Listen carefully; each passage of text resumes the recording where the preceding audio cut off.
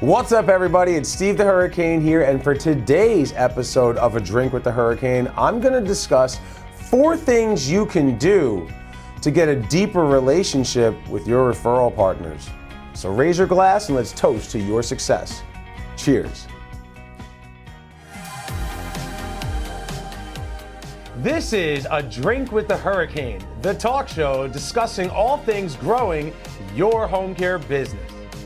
This video is sponsored by Home Care Evolution, where we help home care agencies adapt to changing circumstances, transform their business so that they can thrive for years to come.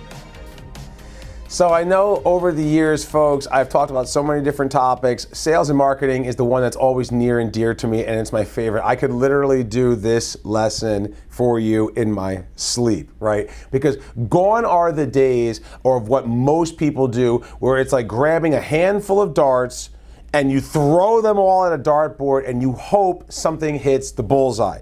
Instead of trying to guess what to do, here's exactly what you have to do. Number 1, collaborate on events. It is no secret that many of your marketers out there and the people who are in the healthcare industry, they spend their time going to events. Every assisted living, skilled nursing home, hospital, rehabilitation center, LTech, independent living, CCRC, you name it, they all do events. As a matter of fact, many of these places do events on a monthly basis, and it's part of their budget.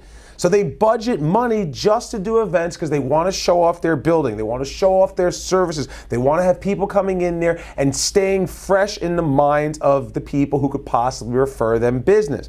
By you collaborating with them, this allows you to share in the cost, so it makes it more affordable for them to do events, and it doesn't cost you a ton of money because you're doing it by yourself. You get to share in the promoting of the event because you're inviting your contacts, they invite their contacts, and you'll have a better show.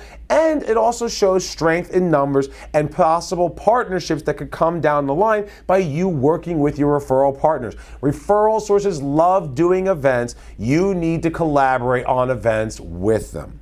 The second thing you can do is improve their outcomes. And the best thing about improving their outcomes is, in order to do so, they have to refer you, right? So how do you get them to refer you so that you can improve their outcomes? The best thing you can do is by tracking your readmission rates. In the most recent Home Care Pulse report that came out, I was alarmed to find that only 20% of the home care industry is tracking their readmission rate. That means that 80% are not. Or another way of putting it, if you have 100 people in your marketplace, 20 are, while 80 are not. This means that you have a huge advantage by tracking your readmission rates. When you track your readmission rates, you use that data and you leverage it with your referral partners to say, hey, listen, our readmission rate is only 5%, 4%, or whatever your accurate number is. Then you use that to say, well, if you refer me, I can help to improve your outcomes and reduce your readmission rate, which will help you to get more patients coming through your door. This is truly where you having a good, well-run home care agency is going to help you to grow your business. The third thing you can do with your referral partner to strengthen the relationship with them is to sponsor an activity. Every single one of the referral sources that you're going to get business has an activities or a recreation department. Now, one of my favorite things about this is the person who's the head of that recreation activities department, they are a department head. They are a manager in the organization. And so by getting in tight with them, this allows you to get access to the rest of the building, leverage a relationship with the director of activities to be able to meet other directors like the director of social services or the director of nursing, and then you can leverage that relationship to get business. Now, sponsoring an activity, what I love about it is it kind of accomplishes 2 different things. Aside from just getting the business, which is obviously the ultimate goal, it also accomplishes the fact that it lets you work with the seniors directly. If you're in this business, you're in this business because you want to help people. Yes, you want to make money, and I totally understand that. I want to make money too.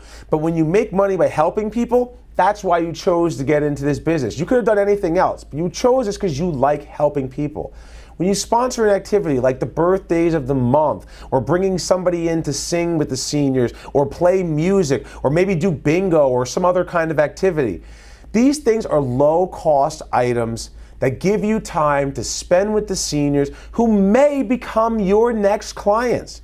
And when you have a relationship that you've developed with them because you've sponsored an activity once a month or once a quarter, and then all of a sudden somebody needs help, they're gonna be like, oh, I wanna go with Barbara because Barbara comes here all the time and she's such a nice lady, there's no other agency that I wanna go with.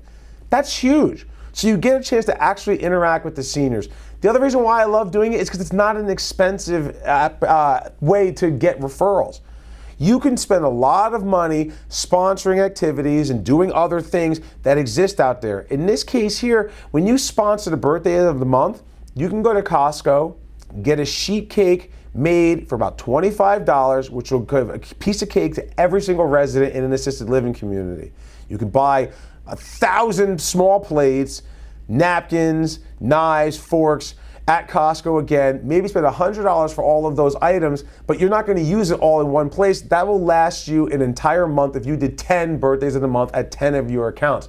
So there's not a huge cost going with this as opposed to other ways of marketing that people do. So that's what I love about sponsoring an activity. The fourth and final thing that you can do to get in tighter with your referral sources, and this is real easy, it's refer them.